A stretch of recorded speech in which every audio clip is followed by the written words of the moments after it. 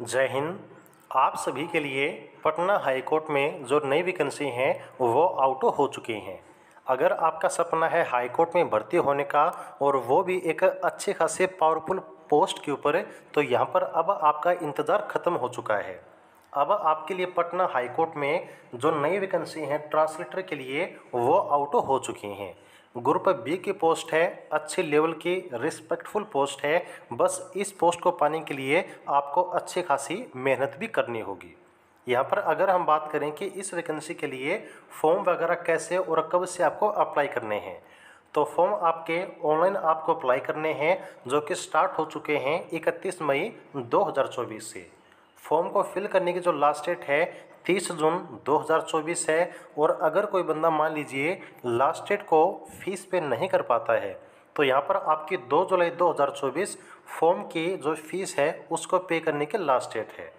अगर हम बात करते हैं कि टोटल आपकी वैकेंसी कितनी है, तो यहाँ पर जो टोटल वैकेंसी है ना वो आपकी 80 वैकेंसी हैं, जिसमें से 60 आपकी वैकेंसी रहेंगी ट्रांसलेटर के लिए, ग्रुप बी की पोस्ट है, और 20 आपकी जो वैकेंसी हैं वो रहेंगी ट्रांसलेटर कम प्रूफ रीडर के लिए। ये भी आपकी कितनी वैकेंसी हैं, टोटल 20, और ग्रुप बी की जो पोस्ट है ये आपकी रहने वाली है। ओके। और लेवल 7 यहाँ पर आपका पे स्केल रहेगा, यानी कि स्टार्टिंग 44,900 रुपये आपकी सैलरी रहेगी। यह आपके बेसिक है, इसमें जो आपके अलाउंस हैं वो भी आपको दिए जाएंगे। तो अगर हम बात करें इसी टाइम अभी अगर आप इस पोस्ट को ज्वाइन करते हैं तो इन हैंड जो आपकी सैलरी है वो 75,000 के आसपास रहेगी। लेकिन जब तक मान लीजिए ये पोस्ट की प्रोसेस कंप्लीट होती है और 6 महीने के अंदर कंप्लीट हो जाती है, तो यहाँ पर 80,000 जो आपकी स्टार्टिंग सैलरी है वो आपकी लगभग रहने वाली है। तो सैलरी भी ज़बरदस्त है, पोस्ट भी ज़बरदस्त है। बस सिलेक्शन के लिए आप जो मेहनत है वो भी ज़बरदस्त कीजिएगा। अब चलिए हम बात करते हैं कि यहाँ पर आपकी वैकेंसी जो है किस कैटेगरी में कितनी है।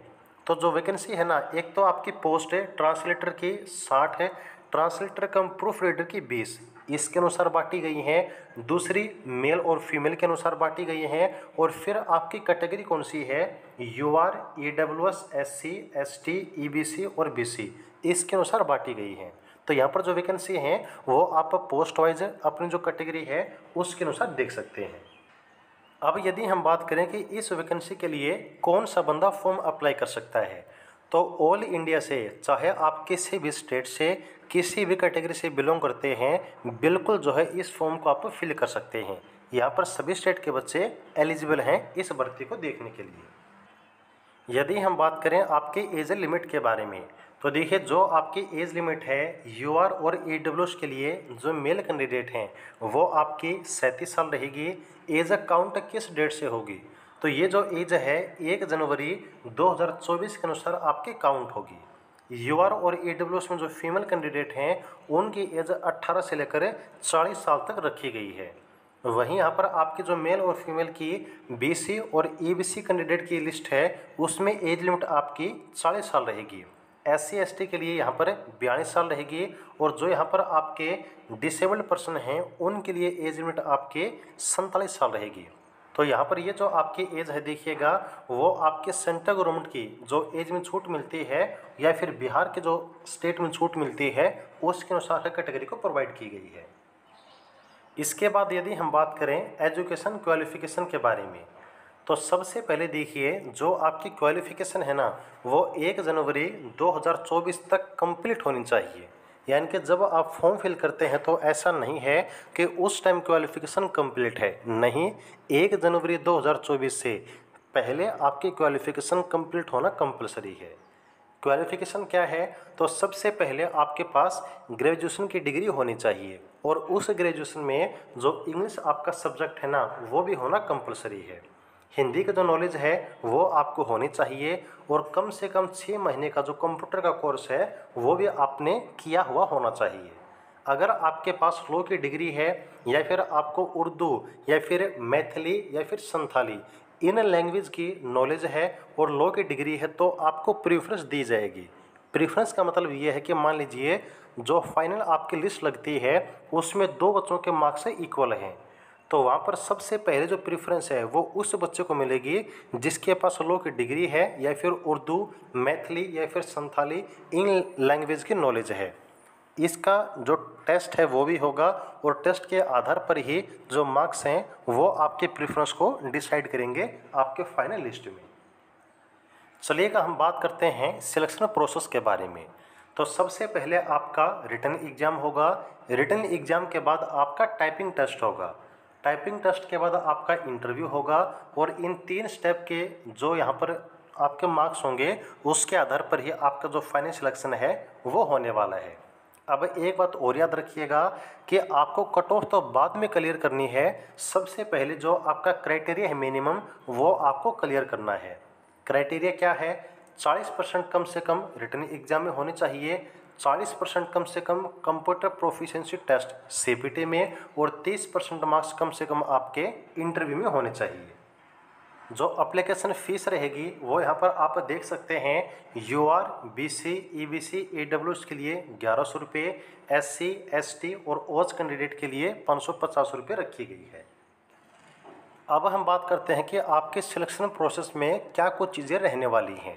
तो देखिए, जो आपका रिटन टेस्ट है उसमें टोटल यहाँ पर आपका जो मार्क्स का क्राइटेरिया है वो रहने वाला है आपका 200 नंबर का। इसमें क्या होगा, इंग्लिश से 30 मार्क्स, हिंदी से भी 30 मार्क्स, जीके से 20 मार्क्स, तो टोटल आपका 80 मार्क्स का होगा।